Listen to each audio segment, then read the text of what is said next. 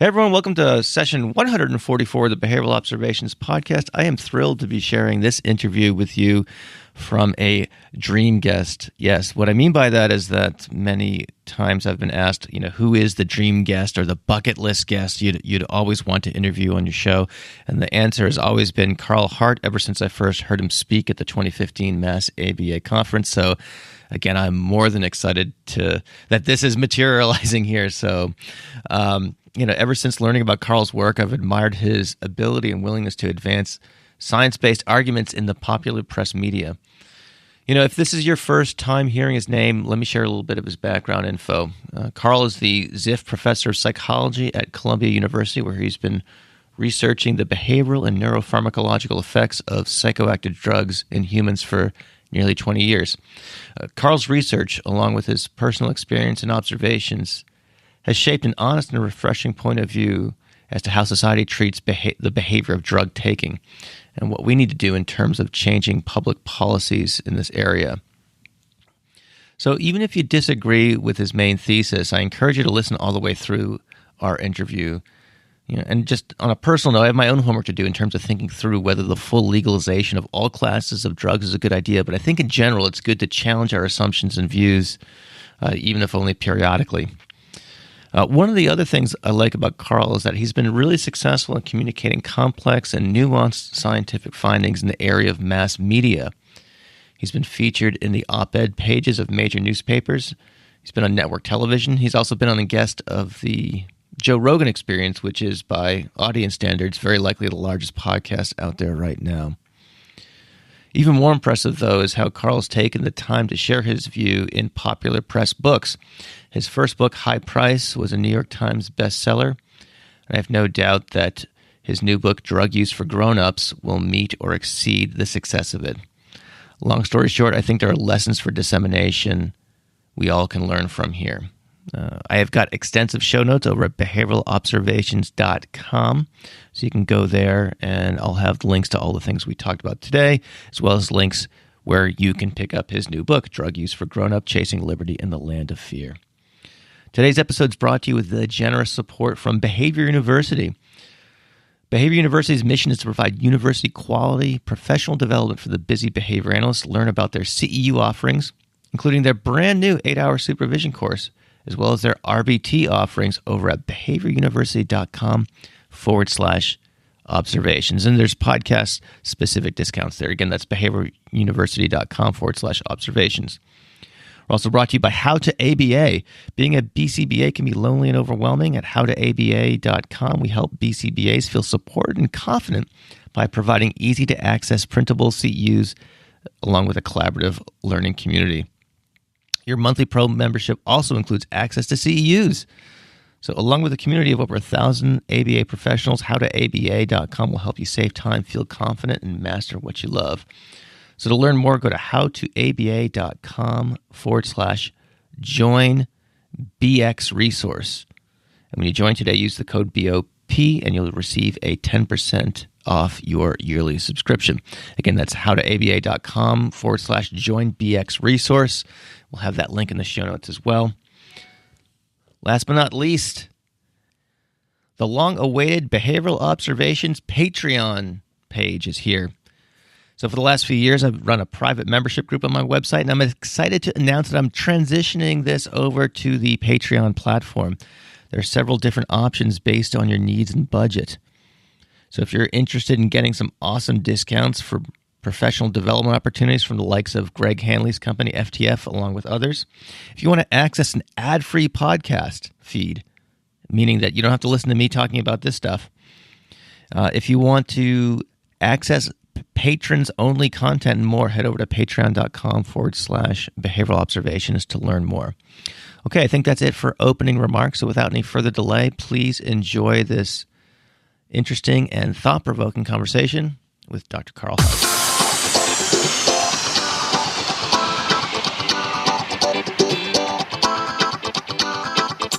Welcome to the Behavioral Observations Podcast, stimulating talk for today's behavior analysts.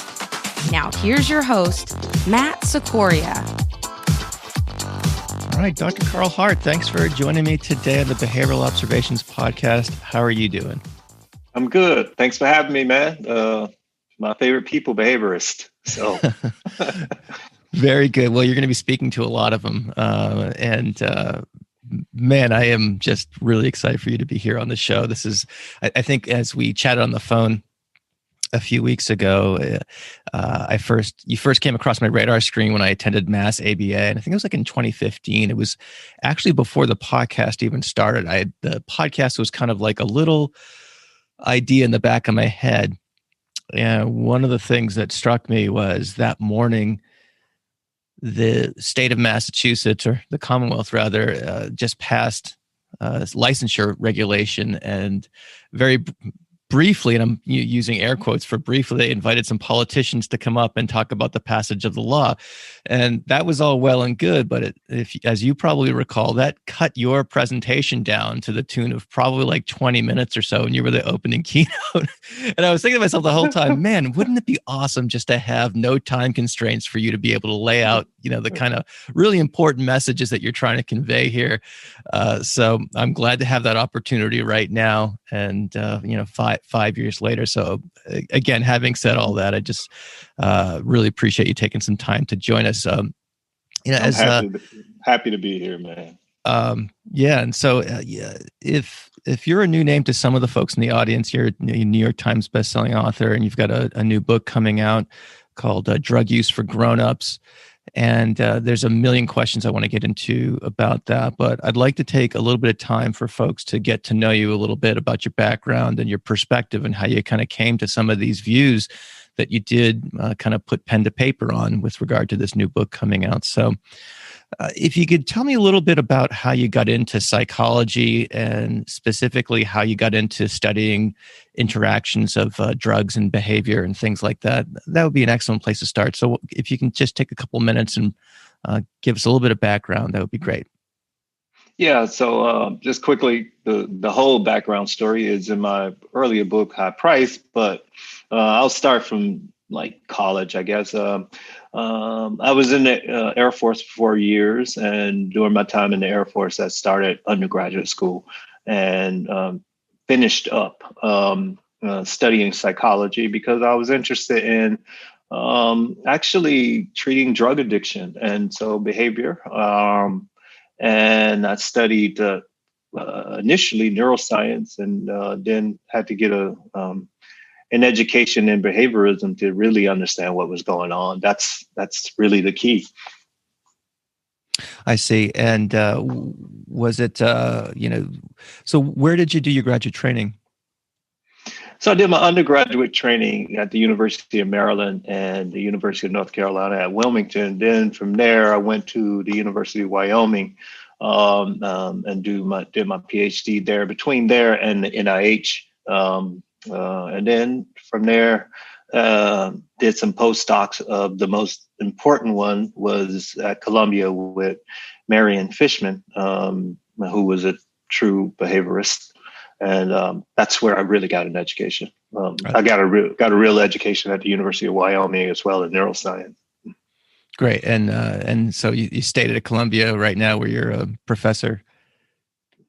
Yeah, I've been at Columbia now since '98, so 22 years now. Oh, yeah. Very, very, very good. Cool. So I've had the opportunity to read some excerpts from your new book, and you talk a little bit about the shift in your beliefs over time. And and again, just a second ago, you talked about how you got into this whole field to address drug addiction and things like that. So you talk about your shift in views from, having that idea that, how to help people who have drug problems. And now you've got a position that perhaps that's evolved considerably, and, not to give away the punchline here, but it's right there in the first chapter of your book where, you're advocating for, legalization of drugs, and not just cannabis, but all drugs. So can you talk to me a little bit about how that belief system changed over time? Were there any specific experiences that that were kind of like aha moments or, light bulb moments and things like that? Or was this just something that, through the accumulation of data over time or anecdotal observations over time, you've come to change your mind? Yeah, it's really been an evolution.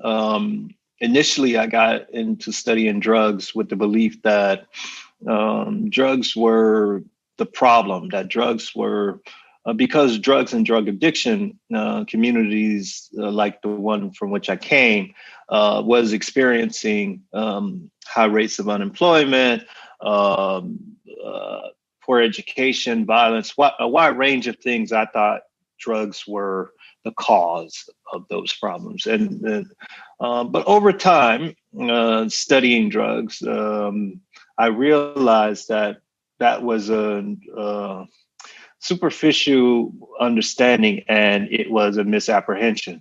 I was wrong. And so my views evolved to see that many of the problems that we have with drugs, or that we have attributed to drugs, have more to do with the illegality of these substances than the drugs themselves. And I also discovered that there is a huge industry that has been built up around this keeping drugs illegal.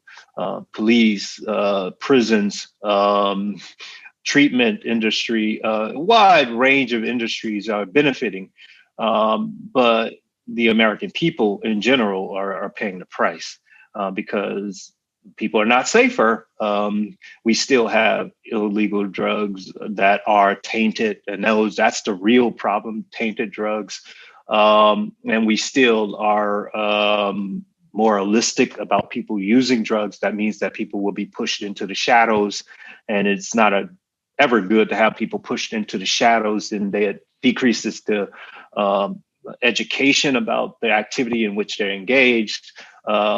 So all of this I've started to see this clearly over my damn it 30-year career. And I only recently came to the conclusion that we need to legally regulate these substances. And one of the things that helped me come to this conclusion has been just thinking about the noble ideas expressed in our founding document, the Declaration of Independence. It's a real simple document, and it guarantees all of us at least 3 birthrights: life, liberty, and the pursuit of happiness. So if people choose to use drugs in their pursuit of happiness, so long as they don't bother anyone else, who are we to say that they can't do that? I mean, this is a birthright. And so it's like saying that somebody shouldn't masturbate. Why would we want to ban masturbation or whatever people use for their pleasure? It's not for me to say, as long as they don't mess with anyone else or disrupt anybody else's ability to pursue those rights themselves.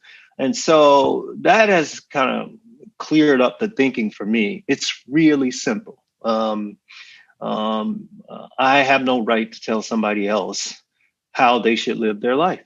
And I certainly don't want anybody telling me how I should live mine, as long as I don't bother people in my pursuit of liberty. You probably already know that Behavior University creates engaging ABA content for new and experienced professionals.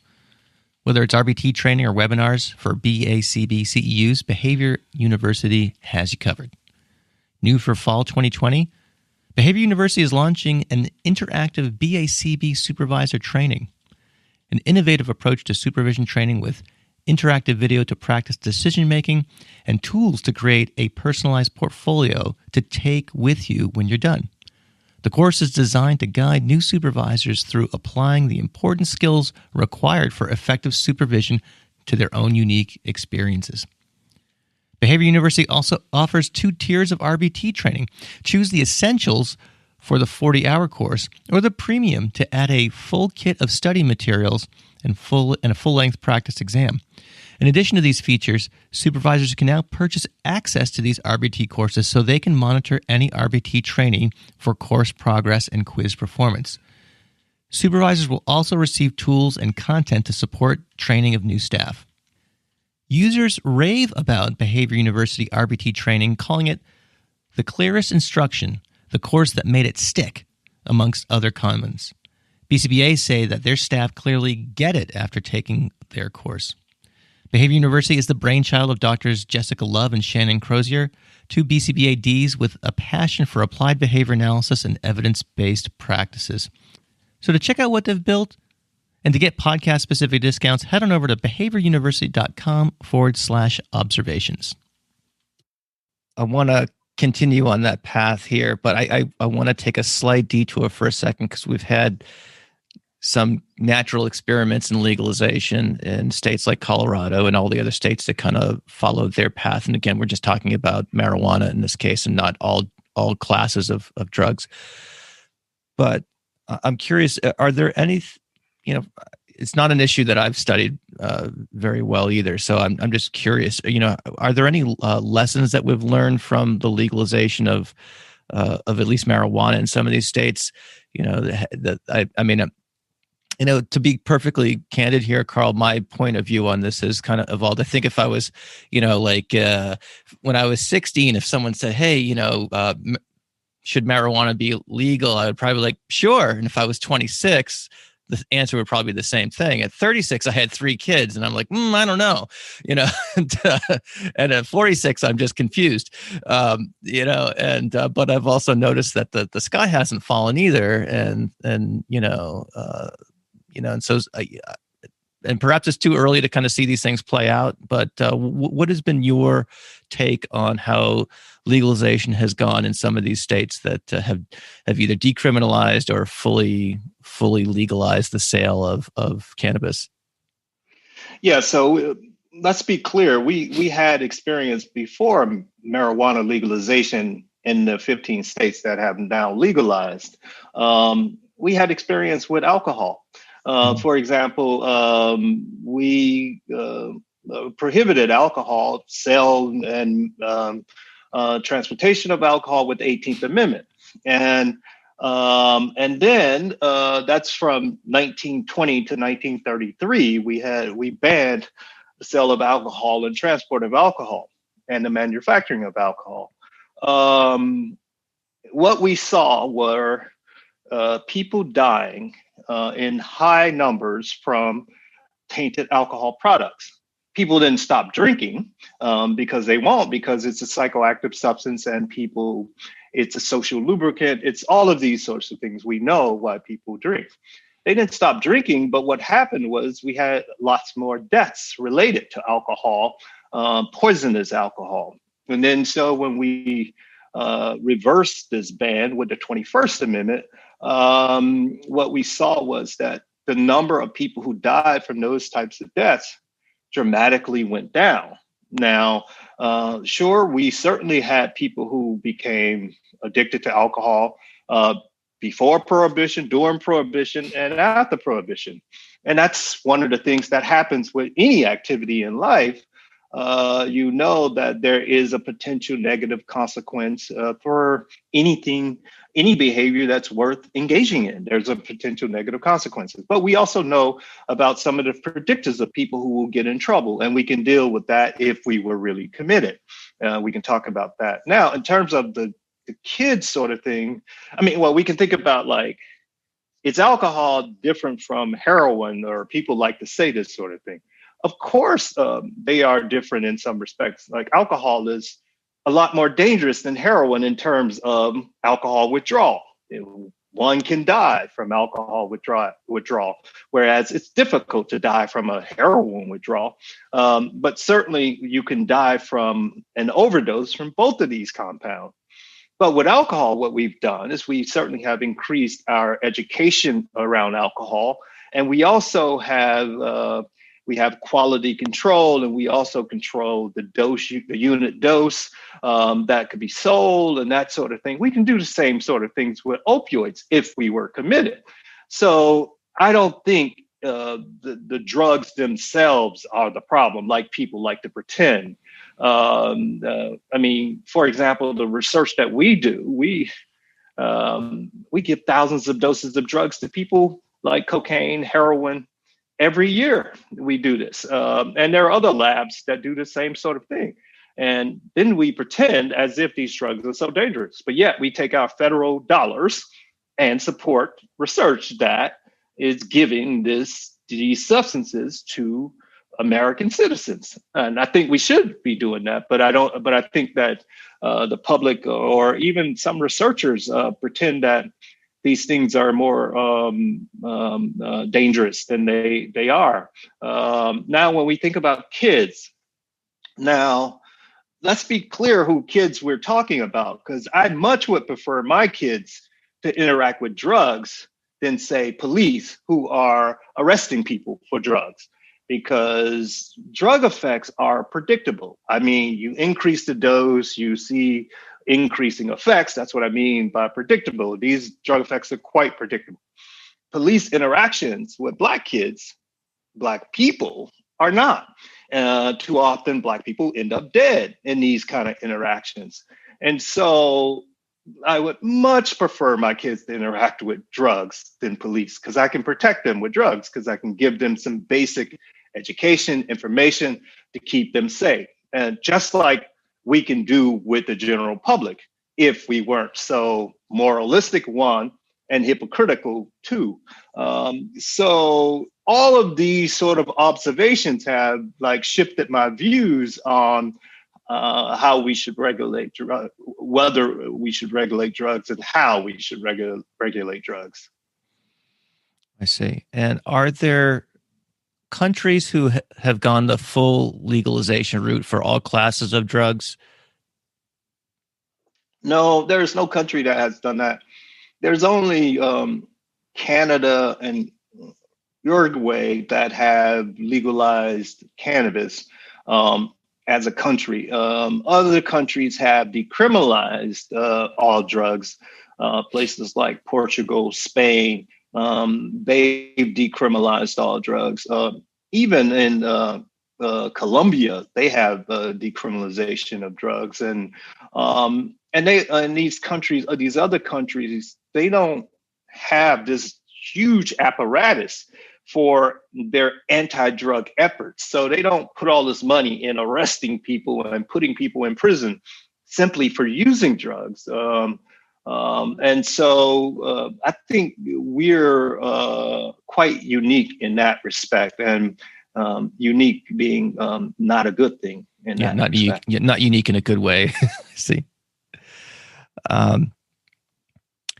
So what about the argument that, if you make something easier to get, you'll get more of it? The response effort argument. What do you make of that? So if we make, methamphetamine or heroin or fill in the blank, easier to obtain, are we going to get more use because it's easier for me to go down to the store than to buy it than it would be to find some illicit means of obtaining these substances? Yeah, it's that's a theoretical argument, and there's some evidence that can support it. I gotta tell you, it's not one that I like particularly much, because I think about, again, let's just use the masturbation example. People, they have themselves and they can masturbate and they can do this all day, but they don't, because they have to accomplish goals. They have to have other responsibilities. Alcohol is readily available and it's an okay psychoactive substance. And so this notion of easily available, I don't really know how to know what people are seeking to understand, because it's not like just anybody will be able to go and purchase, say, cocaine. Of course, there will be some age requirement, and you could probably have some other sort of competence requirements. It's like driving an automobile; you have to pass some competence exam. You can figure out what the competence should be, and then you allow adults to be adults. This notion of controlling people's behavior such that they cannot engage in adult activities is paternalistic and insulting to anybody who's a responsible adult. And so I'm actually, the more I learn, I am astonished that more Americans we have accepted this. I have to, let's just be clear here too. The new book, Drug Use for Grownups, I talk about my own personal use of drugs. And I have learned a lot from studying drugs, of course, but I've also learned a lot from actually taking drugs. And there are some really good drugs that, in terms of achieving particular sort of states that I want to be in. I think about being an academic, I was the most recent past chair of my department, and I was required to do a lot of receptions, meetings, and so forth in that role. And it's taxing, and it's nice to be psychoactively altered, to be in those spaces. And so, that's what adults do. I mean, that's why we have alcohol in those spaces. But me, someone who studies drugs, there are better drugs than alcohol for those spaces, and I would like to use other drugs as opposed to alcohol in those spaces. I see. So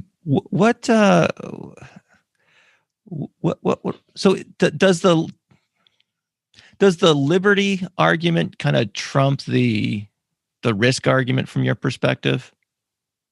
I mean, in other words, is the liberty piece more important?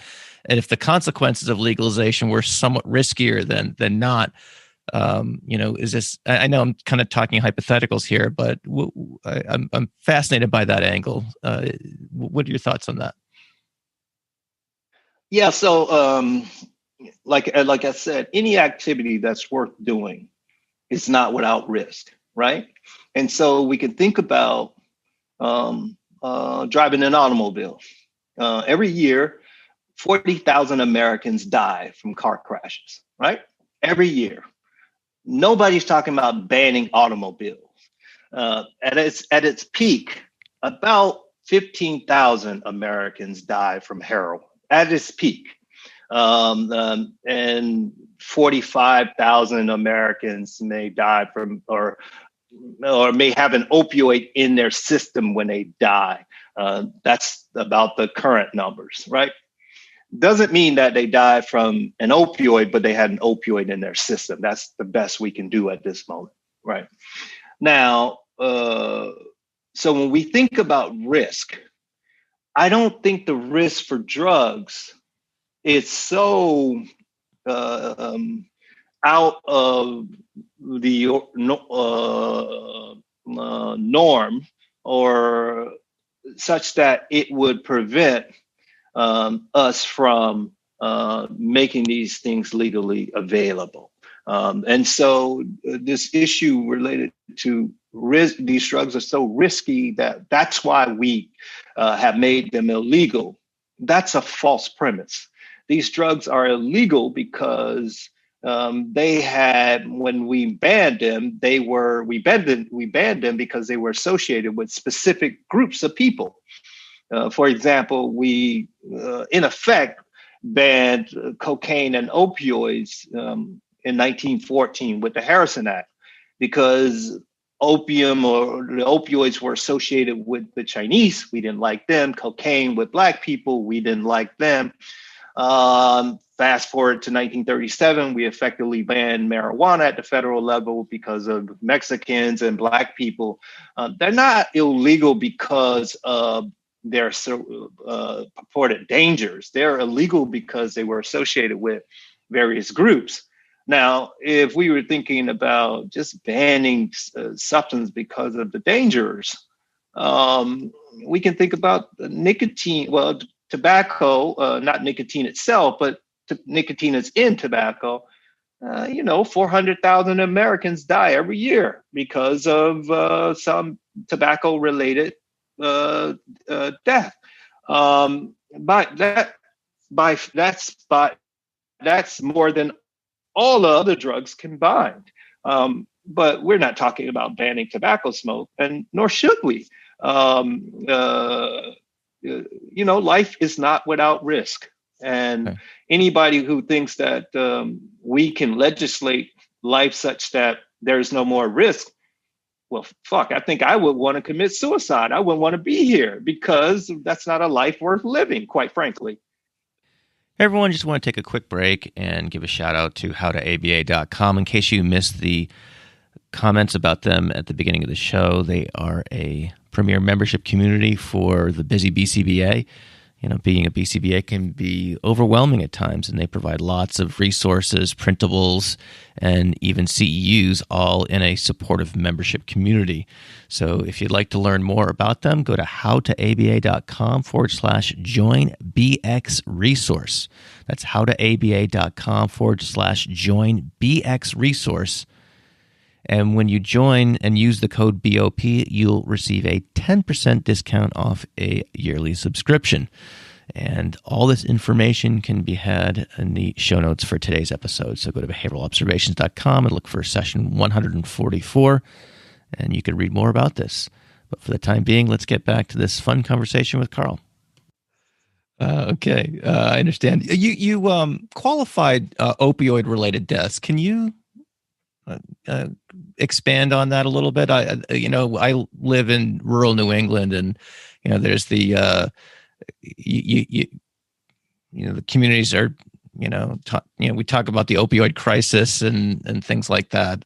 So it sounds like you have a different point of view on that, and I think I've seen some of your writing on this before, and I would love to give you the chance to kind of expand on your thoughts on that. Yeah. So at its peak, there were about, 48,000 Americans who died with an opioid in their system. The majority of these people had more than one drug in their system. So they had some like alcohol, benzodiazepine, antihistamine, and those neuropain agents like gabapentin or Neurontin in their systems, as well as an opioid maybe. Now, when we think about which of those agents, if any one, caused the death of these people, we don't know. In many cases, around the country, with that 48,000 who died at its peak, in many cases, the cause of death was written by a coroner. So you have coroners and medical examiners. Medical examiners are typically a physician who's trained in pathology. And so they have some training in that area. And then you have coroners. Coroners are typically elected. These people, the only thing that's required of them is like an 8-hour course on death, on certifying death. Oh, really? And, I never knew that. And a high school diploma. And maybe you have to be a citizen of the country. Those are the people who are most often determining who died. I mean, what killed someone in these cases. These are the folks.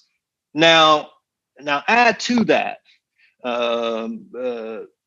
this wide variety of people who are putting down causes of death. Add to that, it's complicated in determining what was the causal agent. Add to that, you don't always get biological samples confirming that an opioid was actually in the person's body. So you have all of these variables that are not accounted for.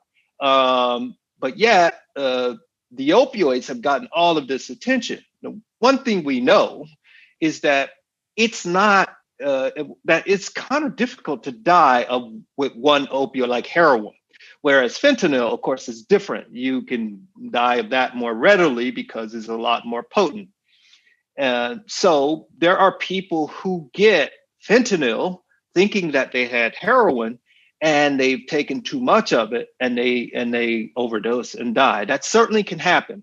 Now, that's a problem of ignorance, and we can solve that problem by simply having something like drug checking, drug testing services, so people understand the constituents contained in their substance. That's an easy solvable problem, but we haven't dedicated any resources to solve it, because we really are not committed to solving the problem. We are just committed to propagating the moralism. That's what we're really committed to. So when you add all of these factors, I'm really questioning the notion that opioids are the agent that we should all fear. Opioids have been around since humans have been here, and that people have used opioids forever. And now we have this problem because it's a media kind of infatuation at the moment, and it's getting a lot of traction. There's a lot of money being put into people who are, quote unquote, working on the opioid related problem. But I submit to you that we're being had again. And that's not to say that people aren't dying. Not saying that, because people are dying, but they're not dying from opioids. I'm saying they're dying from ignorance, and we can solve that problem. So the ignorance would be the them mistakenly taking fentanyl when they're thinking that they're taking something else. And so does that account, I mean, you see news stories, or at least I have, where, police officers are now carrying Narcan and all sorts of things to revive people from overdoses and things like that. And again, this is me asking this question, maybe just kind of revealing some of my ignorance here, but from your point of view, are those situations where people are ODing on things that have fentanyl in them versus just heroin or other types of opioids? Yeah. Also, people take multiple substances. Sometimes they take another sedative with their opioid, and so if they have an opioid on board, and then you give naloxone or Narcan, as people call it, you certainly can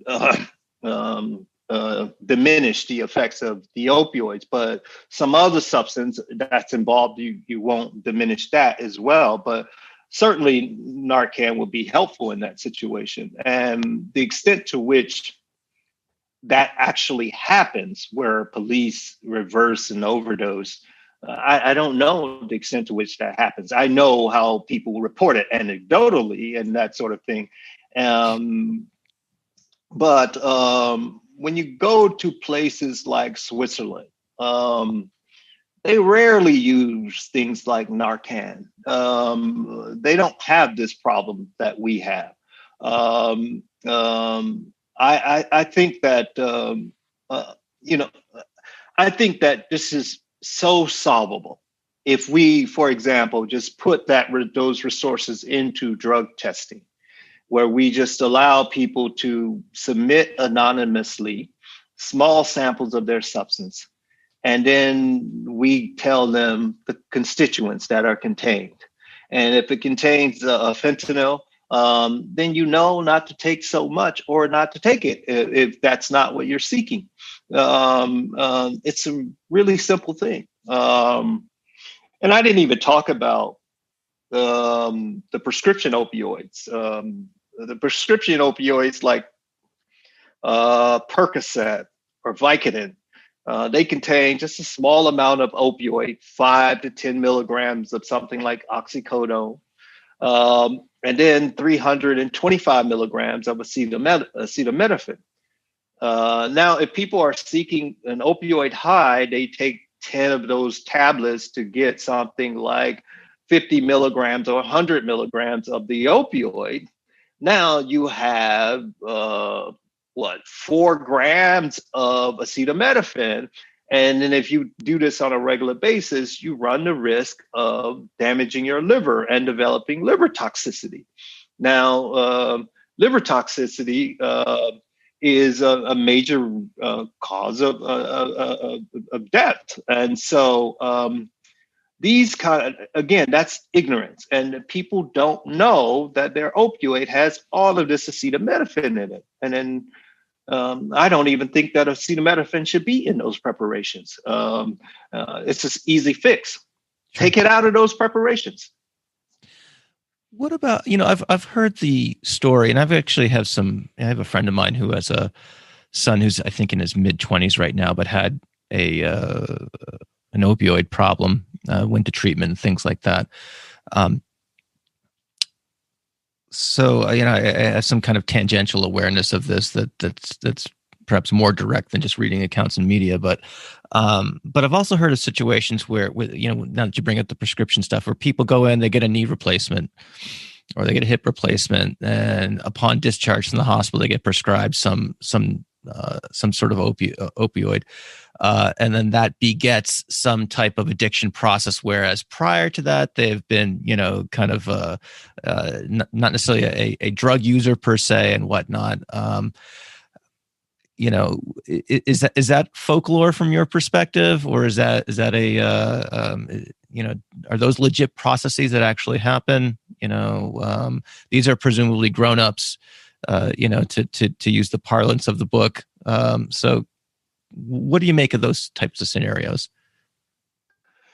Well, so first of all, when we look at the percentage of people who become addicted who were patients, the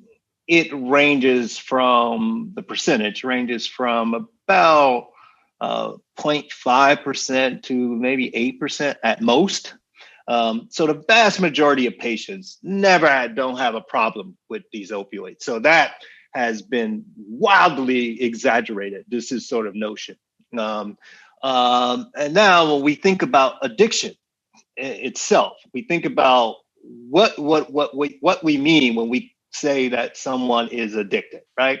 So I'm thinking about the DSM and its criteria. Like, it has a list of 11 symptoms, and these symptoms are things like, taking larger amounts of the substance over a longer period of time than intended, persistent desire or unsuccessful attempts to cut down or quit your use. Another symptom is that people spend a great deal of time trying to procure the substance or to recover from the substance effects. In other cases, they may fail to meet obligations at work, home, or school.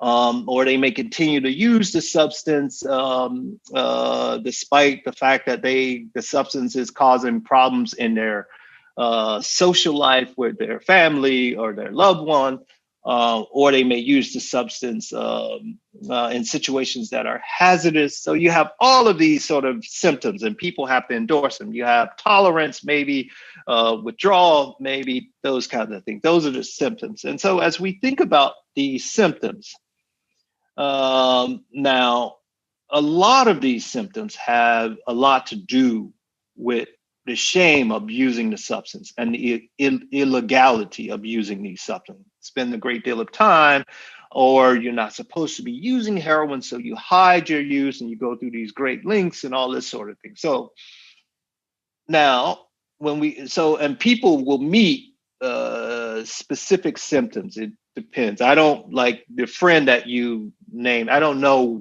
what were the symptoms that person met.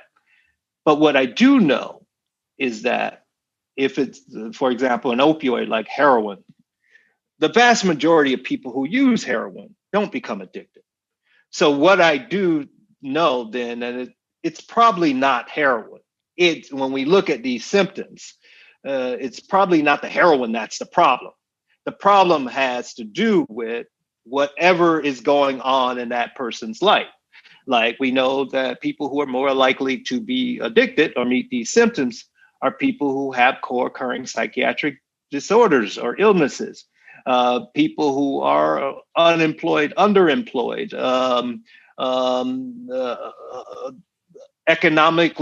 people from economically depressed sort of regions of the country that were once thriving, that sort of thing. All of these sort of factors need to be looked at when we think about somebody who meets criteria for addiction in order to help them, as opposed to focusing on the substance itself. But we tend to focus on the substance itself. And so I think, so my point is that it's easy to blame the drug or look at the drug as opposed to looking at the person and the person's situation. That's what I love about behaviorism, because it's all about these contingencies. And I can't say this anywhere else but here. And when I say contingencies, everybody know what I mean Sure. here. So as a behaviorist, you wouldn't be a very good behaviorist if you're only looking at the drug.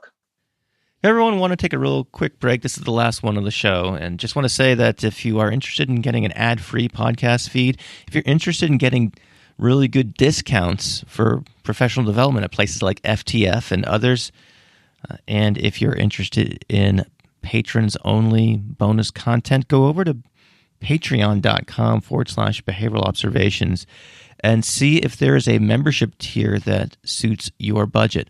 My goal is to make these tiers really, really valuable.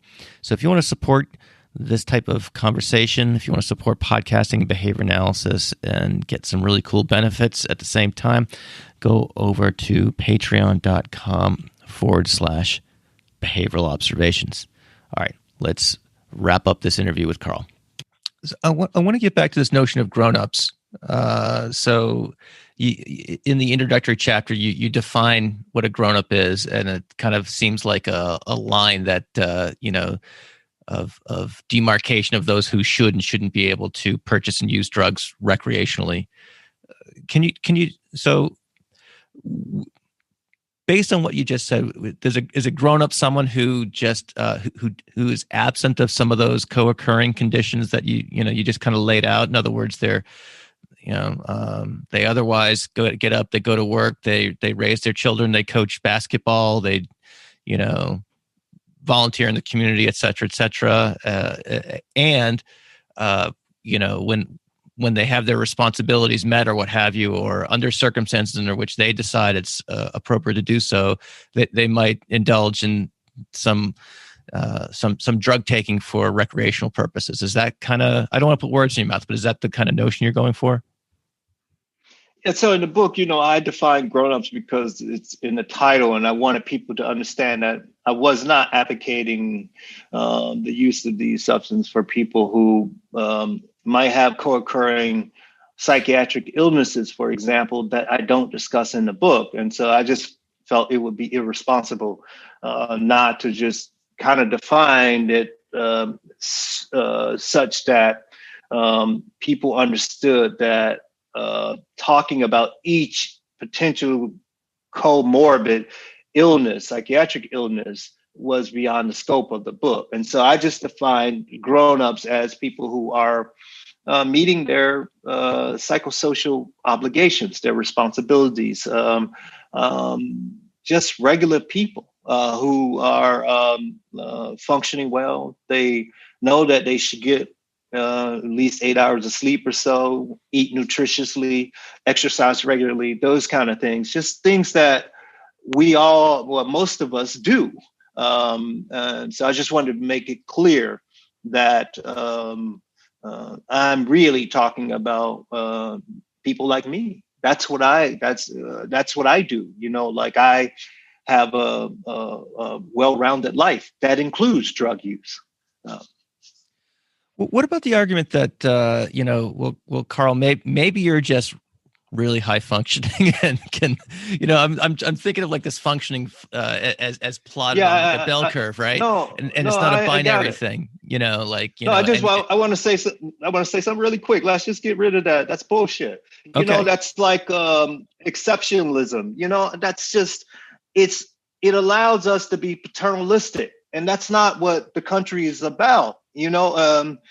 That's what the Declaration of Independence is all about. And it disturbs me that particularly people in healthcare and law enforcement, all of these sort of professions are having or think that they have control over how people should live their lives. It's just not right. As adults, as long as you're not bothering other people, live your life as you see fit. And I am not exceptional. And I don't want people to think that I am, because I know I'm not. I'm just like anybody else. Okay. All right. Fair enough. So what, I was again, in preparation for this interview, I listened to some of your previous ones, and I know you talked about kind of going around the world and things like that. You mentioned Portugal, you mentioned Switzerland, things like that. Obviously, no one is implementing the full-on legalization, as you said earlier in our conversation. But who is doing it the best from your perspective? I know you mentioned, I think it was in the last Joe Rogan interview, about how I think it was in the Geneva where people can basically check into clinics and use heroin under supervised circumstances, and then they will go off to work and things like that, and they are meeting their obligations and whatnot. Seems like one example. Are there other examples that you found? I know it's been a few years since you mentioned that on that program. Yeah, when we think about so other countries have not legally regulated drugs because of international conventions and the U.S. primarily. It's the war on drugs in the U.S. We dictate a lot of what happens on the global scene. Now, that's number one. That's just in terms of people's written policies. What actually happens is that people are not enforcing these drug laws like we are in the United States. So they're not arresting these large numbers of their citizens like we are. And so a number of places are doing it better than us. The Netherlands, they don't have large numbers of people dying from drug-related deaths. Spain, Switzerland, Austria, even Colombia, a number of places are doing it so much better than us. But that's an easy sort of bar. I mean, in the United States, if you have financial resources, you are okay. We have people who are captains of industry who use drugs, and they've been using drugs for a long time. And they're okay because they have the resources to make sure that they have quality substances, and they also are insulated from law enforcement. But sometimes people, if given that these substances are illegal, sometimes even the wealthy people who are insulated get tainted substances. For example, Prince is said to have died from fentanyl-related death. He thought he had Percocet, which contains oxycontin or oxycodone and acetaminophen, but apparently the Percocets that he got were counterfeited, and they contain some fentanyl. And fentanyl is a lot more potent than oxycodone, and he apparently took too much and had an overdose. So our sort of illegality of these substances creates those kind of problems. But we know a number of celebrities have used drugs, continue to use drugs. Frankly, I don't know how some people can do what's required of them, like people like Prince who have to perform constantly and at the drop of a hat because people want him to be at his peak always. I don't know how they can do it without some psychoactive enhancement. I don't know how they do it. Yeah, or like, people on Broadway plays and musicals and things like that, doing 8 to 10 shows a week. That blows my mind, and just the physical demands that certainly takes. And I would bet that a number of those people have prescriptions for amphetamines. Yeah, that very possibly could. Yeah.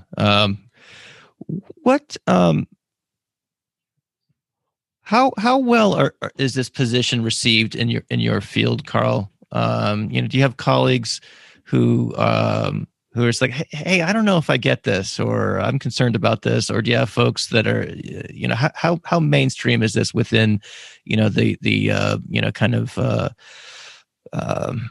behavioral pharmacology and behavioral neuroscience field that the circles you travel in academically, I suppose. I don't really travel in those circles much these days, because I'm not really concerned about those circles. I'm more concerned about how my children will see me and how the world sees me when I'm not, particularly when I'm no longer here. Um, but my position is certainly not one that people have vocalized in my field. Although they know that the things that I am saying are consistent with the evidence because they give drugs to people, and they have observed these things. But this position is not a popular one. That's clear. I'm sure of that, but I'm not concerned about popularity. I'm more concerned about being right, in terms of humanity, my humanity, and respecting other people's humanity. That's what I'm more concerned about. Do you think by publishing books like Drug Use for Grownups, you maybe can provide some cover for other folks to kind of more or less come out, if you will, in support of these sorts of things, given that, as you just said, they have the same evidence that you have to look at these sorts of things. Do you anticipate more people espousing these types of ideas? That's a great point. Cover. I wrote the book to provide cover for people who are using drugs and who have been vilified and persecuted for their drug use. So I wanted to make sure that they knew I was in solidarity with them. Those were the people who I was intending to give cover to. Now, in terms of the researchers, I am not really concerned about them so much, but it would be nice if they also joined in this sort of civil disobedience, to provide cover for those who are less fortunate, for those who are politically inconvenient. It would be a welcome sort of occurrence if they did. I see. We've got a couple questions left here for you, Carl. I want to talk about, you mentioned your children earlier, and what advice do you have for parents when they talk about drugs with their children? To the extent that they do, I think I got like, if you do drugs, I'll kill you. That was my talk. I won't say how it worked, but I hope to be a little bit more nuanced than that. Yeah, my advice to parents is be damn parents. It's like sex. These things just come up when they come up, and then oftentimes you deal with it. Drugs, you have the drug conversation like you have sex. That means that you might have to learn some things about drugs. And, I think about, let's just think about teenagers, children. We should be clear, like my book is for adults. That's why it's grownups.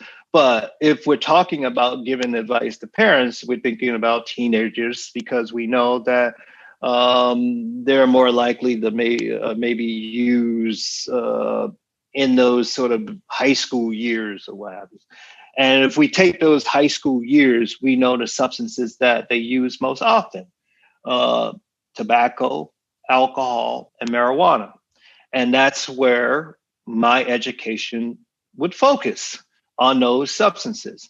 And, alcohol, of course, you worry about your young girls maybe being taken advantage of from being too intoxicated. So you teach about that, and you teach your boys to look after people and make sure that they don't drink too much because they can become susceptible to or vulnerable to some event.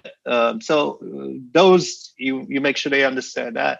And with marijuana, they will probably be inexperienced. And if they're inexperienced, the sort of negative effect you worry about with marijuana is increased anxiety or paranoia. And so you teach your kids that, if this happens, just chill out. The drug will float away from the receptor and you will calm down after a period of time.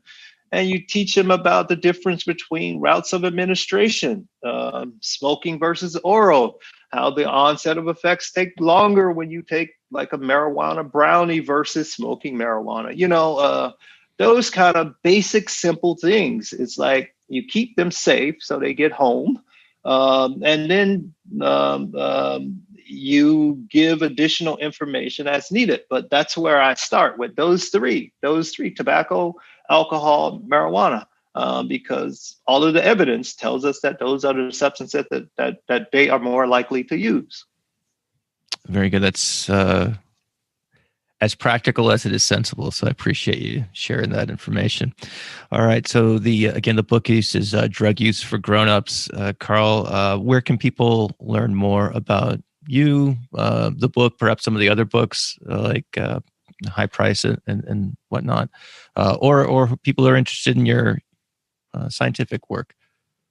You can go to my website, drcarlhart.com. That's drcarlhart.com. Follow me on Twitter, Dr. Carl Hart. Or just do a Google search and information pops up. All right, great. We'll have that information in the show notes for today's episode. All right, Carl, this has been great fun. Thanks for joining me today. Congratulations on the book. Look forward to reading it in full. So thanks again. Thanks for having me, Matt. I really, I love the behaviorist. And I actually miss speaking the language. It is a language. Well. This is your invitation to come back and talk behavior anytime you want. So. Thank you for listening to the Behavioral Observations podcast with Matt Sikoria. You can find Matt's notes on this episode at www.behavioralobservations.com. We also invite you to stay connected with us on Facebook at facebook.com/behavioral observations and on Twitter at Behavior Podcast.